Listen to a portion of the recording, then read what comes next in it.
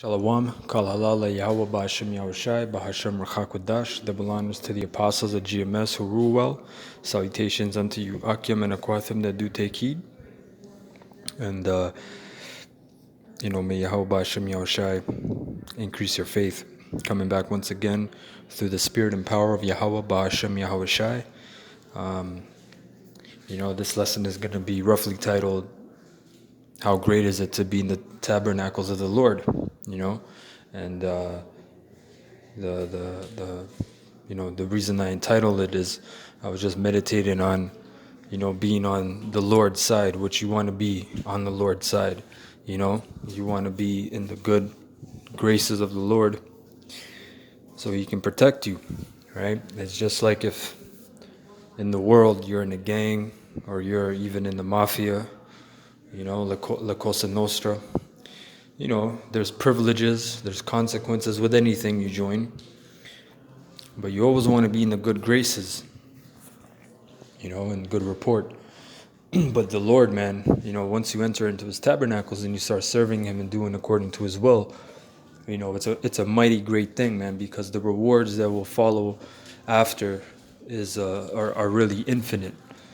Okay, so this is Numbers 24:1.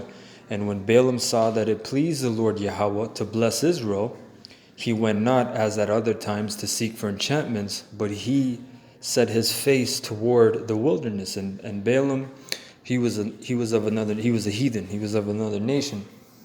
But we're going to read how the Spirit of the Lord went upon him.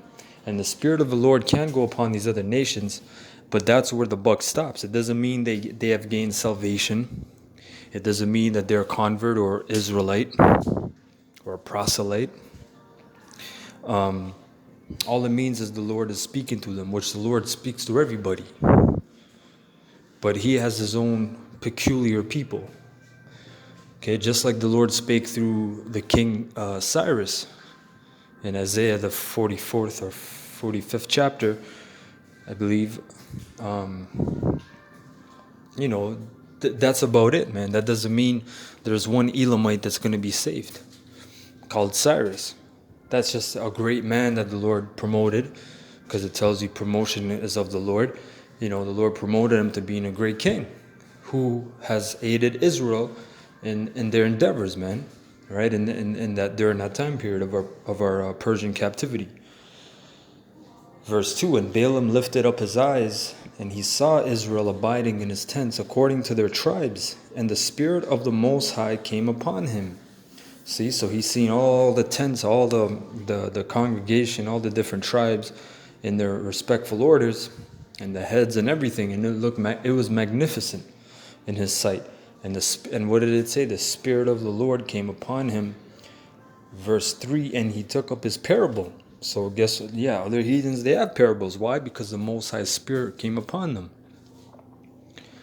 These other heathens, man, that are talking all this stuff about the Lord is dealing with me and the Lord is not dealing with you. There's no other nations that are prophets of the Lord, or His servants, His men. And he took up his parable and said, Balaam the son of Beor hath said, and the man whose eyes are open hath said, he had said, which heard the words of the Most High, which saw the vision of the Almighty, falling into a trance, but having his eyes open. You see, so that's serious, because the Lord can do that. He can visit you while you're sleeping. You can literally be walking, man, and just zone out. So, just zone out, man. Your eyes open, but you're seeing the fifth dimension. You're seeing the spiritual realm, and He's giving you things, right? Like a trance.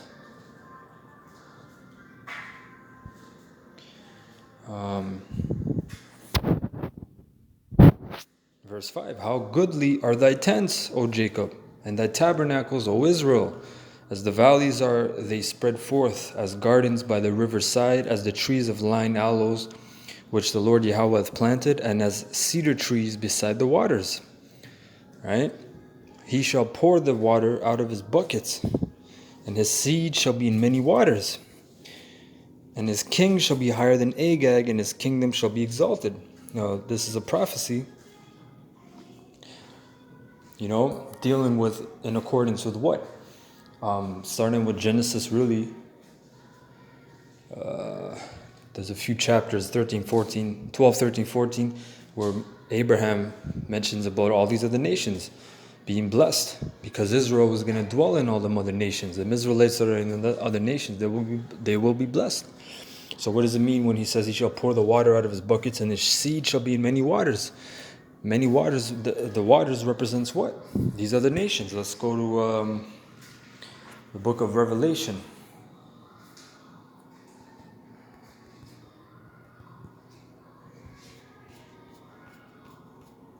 Revelation 17 and 15.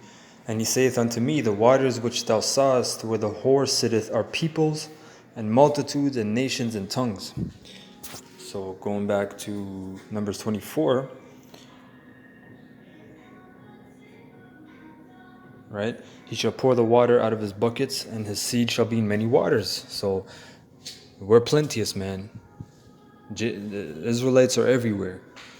They multiply, man. They're everywhere. They're in every corner of the earth. That's what that means. Verse 8, the Most High brought him forth out of Egypt. He hath, as it were, the strength of an unicorn. He shall eat up the nations his enemies, and shall break their bones and pierce them through with his arrows. And this is coming. He laid down as a lion, and as a great lion, who shall stir him up? Blessed is he that blesseth thee, and curseth is he that curseth thee. So, hey, man, the mother nation, sometimes they might walk by camp, they might give you some money, they might give you even some water on a hot day, whatever it is, man. People offer you different things. Well, guess what? The Lord is fair, man. Bless you, you'll get your little blessing, man, because you have served the men of the Lord, his servants, right? And Balak's anger was kindled against Balaam, and he smote his hands together. And Balak said unto Balaam, I call thee to curse mine enemies, and behold, thou hast altogether blessed them these 3 times. Therefore now flee thou to thy place. I thought to promote thee unto great honor, but lo, the Lord Yahweh hath kept thee back from honor. He says, so man, I told you to curse these mine enemies, man, these Israelites. I told you to curse them, but you blessed them these 3 times. He said, just get out of here, man. He said, I thought I was going to promote you, but the Lord kept you back from honor. And this was Balaam's response. And Balaam said unto Balak, spake I not also to thy messengers, which thou sentest unto me, saying, if Balak would give me his house full of silver and gold, I cannot go beyond the commandment of the Lord Yahweh, to do either good or bad of mine own mind. But what the Lord Yahweh saith, that will I speak. You see, man? And that shows you about there's no so-called free will. There's no of your own accord. He just said, if you offered me your house, man, your big-ass house that you got, that's full of silver and gold, he said, I couldn't do anything if it's of the Lord, man. You guys, you know what I mean? Do you understand that? You know, it's rhetorical. Who hath ears to hear, let him hear. But he said, I cannot go beyond the commandment of the Lord Yahweh to do either good or bad of mine own mind. So of your own mind, what you want to propose to do, I'm doing this. The Lord, guess what? He's moving you. He's moving you and shifting your mind to do what he wants to do. That's serious right there. That went over a lot of people's heads right there, man. Verse 14, and now, behold, I go unto my people. Come therefore, and I will advertise thee what this people shall do to thy people in the latter days. That was it. I wanted to get on that because it goes into more prophecies which are heavy, but, you know, that was just to show you. All right? Now this is Job 22 and 5. Is not thy wickedness great, and thine iniquities infinite? For thou hast taken a pledge from thy brother for naught, and stripped the naked of their clothing. Thou hast not given water to the weary to drink, and thou hast withholden bread from the hungry. It is going into these Edomites, man. It said, are not thy iniquities infinite? These Edomites, man, your sins have reached into heaven. Your iniquities are infinite, man. You got a big tab to pick up with the Lord. Okay? You got a big bill, man. You got to pick up. All right, it's checkout time. Okay? It says, And physically and spiritually, they have not given us bread or water. Again, physically and on the spiritual note, they've withholden the scriptures from us. They have discredited the scriptures. Countless things they have done to try to discredit the scriptures. Putting up these so-called leaders in the Israelites community, right? That misguide us. Putting up all these different philosophies out there and targeting the Israelites, man. Right? Verse 8, but as for the mighty man, he had the earth, and the honorable man dwelt in it. Thou hast sent widows away empty, and the arms of the fatherless have been broken. This is all Jake. And therefore, snares are round about thee, and sudden fear troubleth thee, of darkness that thou canst not see, and abundance of waters cover thee. Is not the Most High in the height of heaven? And behold, the height of the stars, how high are they? How high they are. And thou sayest, how doth the Most High know?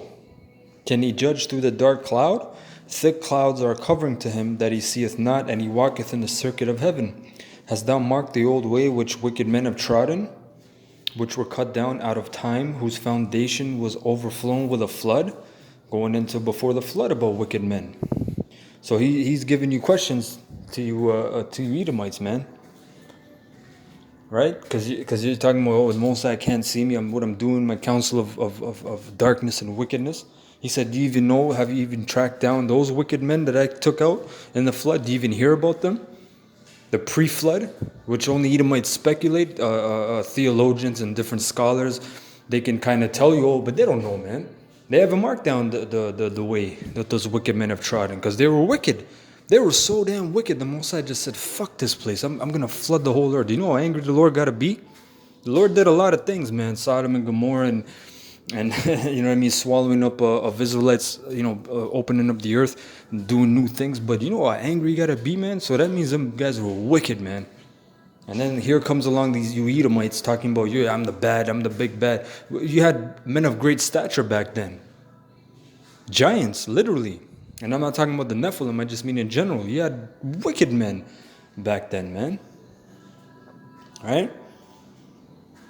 It says, verse 17, which said unto the Most High, depart from us, and what can the Almighty do for them? So that's what they were saying back then. Yet he filled their houses with good things, but the counsel of the wicked is far from me. The righteous see it and are glad, and the innocent laugh them to scorn. In Lord's will, we're going to laugh. Because there are men upon this planet which are deemed innocent, okay, by the Lord, by the Almighty, by the Most High, which are pardoned by Him, which are found to be blameless, okay?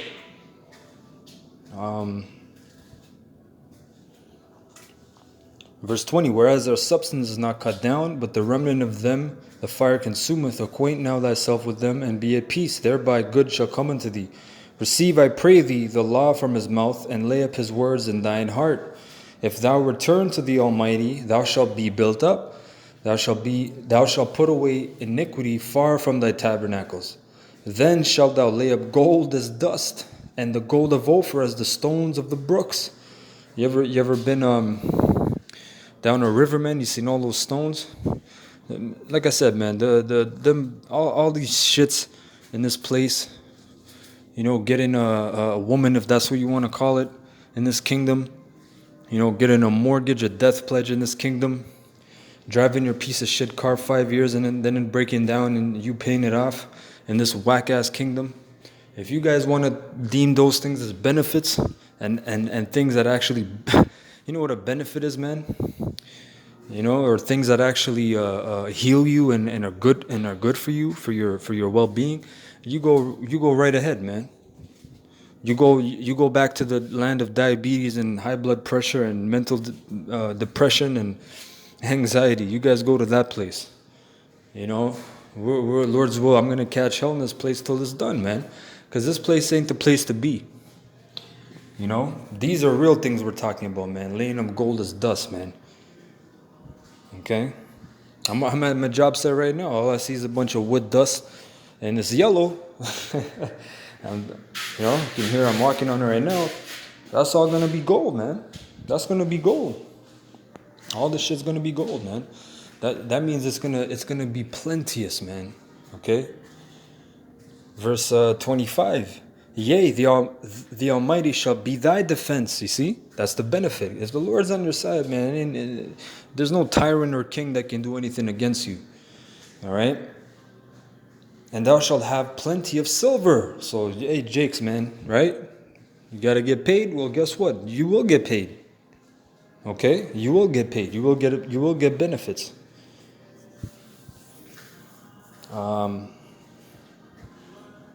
For then shalt thou have thy delight in the Almighty, and shalt lift up thy face unto the Most High.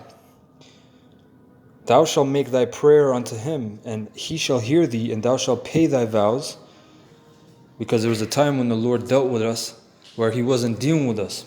When we were praying to him, even using his name, and he would ignore us.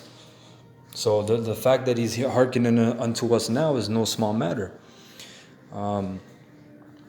Verse 28, I like this. That thou shalt also decree a thing, and it shall be established unto thee, and the light shall shine upon thy ways. You see? Hey man, what does that mean? You're going to be a governor, a king, a ruler? Because who the hell decrees things? Can you decree anything in this kingdom? You can't even decree shit at your house, man. With your kids and your demon, your woman. You know what I mean? You can't decree shit in that time. You're going to decree something. You're going to say, this is by my commandment, and it will be established. And it said, light shall shine that way. In this place, darkness we're in the valley of the shadow of death, man. We're in a dark place. Okay? Verse 29, when men are cast down, then shalt thou say, there is lifting up, and he shall save the humble person. You see, there goes that meekness again, that being humble. You gotta say, you gotta admit to your own spirit, man, to your own soul that you went off. You're off. You did this. I fucked up here. I was proud here. I did this. I was reveling. I was too boisterous. You know what I mean? Right? He shall deliver the island of the innocent, and it is delivered by the pureness of thine hands. All right? So, yeah, man, hey, it's a great, mighty thing to be, in the tabernacles of the Lord, dwelling in the tabernacles of the Lord. So that was really it I wanted to get. I want to say, Kal Halal La Yahweh Ba'ashim Yahushai Bahashim Racha Kodash, double honors to the apostles, the GMS who do well, who I learned this truth from, and salutations unto you brothers and you few sisters that take heed. Until next time, Lord's will, I say Shalom. I hope you're edified.